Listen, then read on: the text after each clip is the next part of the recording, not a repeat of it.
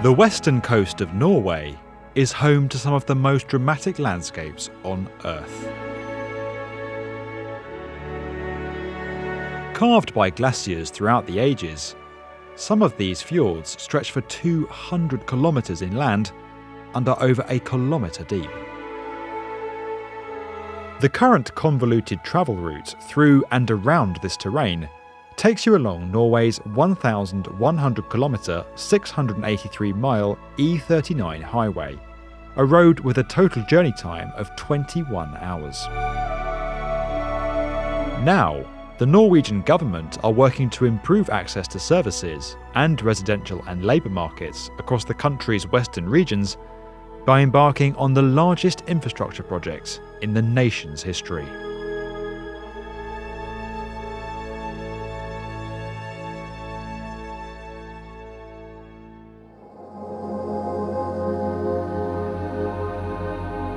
Norway's E39 highway runs between Kristiansand in the far south of the country and Trondheim in the north.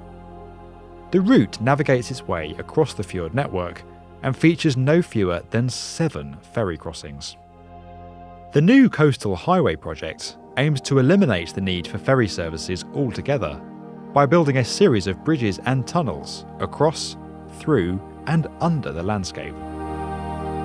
With many of the fjords along the route being too wide or too deep for conventional infrastructure to cross, innovative new solutions are being investigated by the Norwegian Public Roads Administration. Rogfast is the first in a series of crossings that will link the E39, connecting Stavanger and Haugesund via a 27-kilometre, 16-mile undersea tunnel. This structure will reach depths of up to 390 metres below sea level, making it the deepest as well as the longest undersea road tunnel in the world.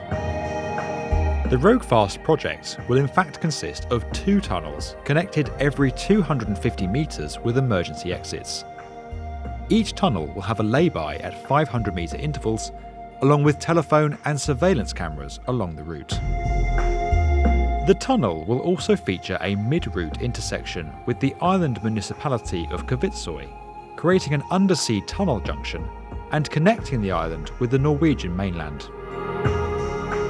With work begun in 2018, this element of the project is set to be completed by 2026 at a cost of $2 billion.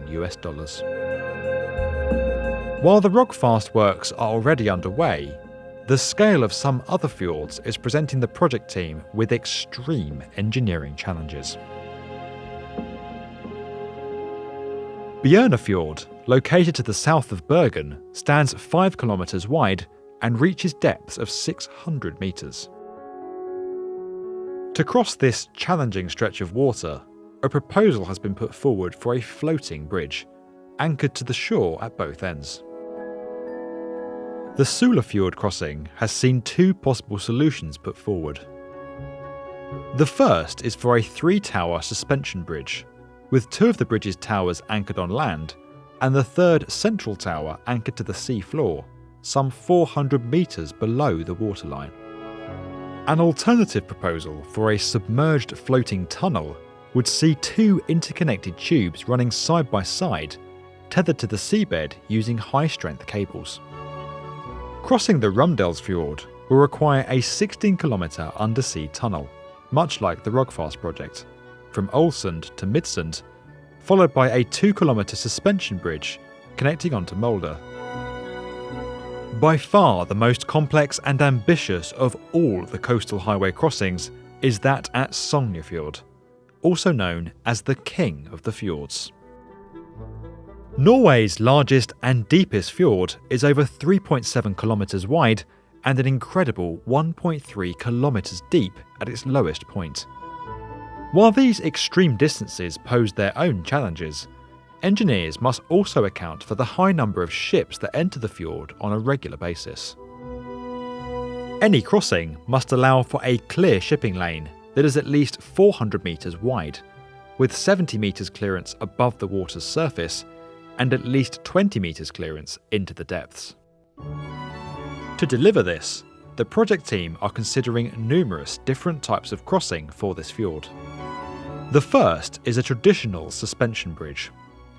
With a 3,700 metre crossing, such a structure would be almost double the length of the world's current longest bridge and would require support towers at least 450 metres tall, significantly eclipsing the 343 metre tall Millau Viaduct in France to become the world's tallest bridge structure. A floating bridge is also being considered.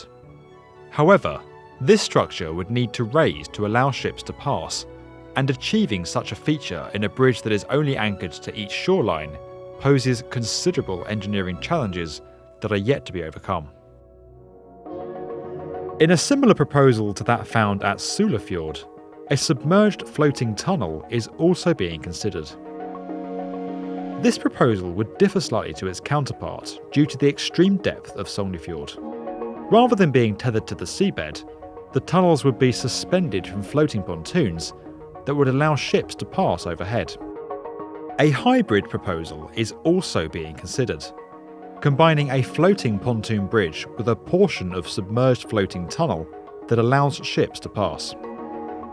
Whilst fixed bridges transferring into fixed tunnels is not an uncommon solution in waterways with high shipping traffic, such as the link between Denmark and Sweden and the extensive Hong Kong to Macau crossing, combining the two floating structures in this way would create the world's first example of such a solution.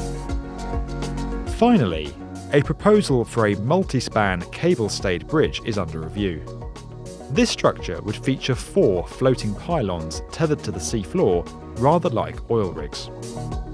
With safety and environmental considerations being of the utmost importance, Norway's vast coastal highway project is set to become a new benchmark in engineering capabilities and a model for future infrastructure projects around the world. If you enjoyed this video and would like to get more from the definitive video channel for construction, subscribe to the B1M.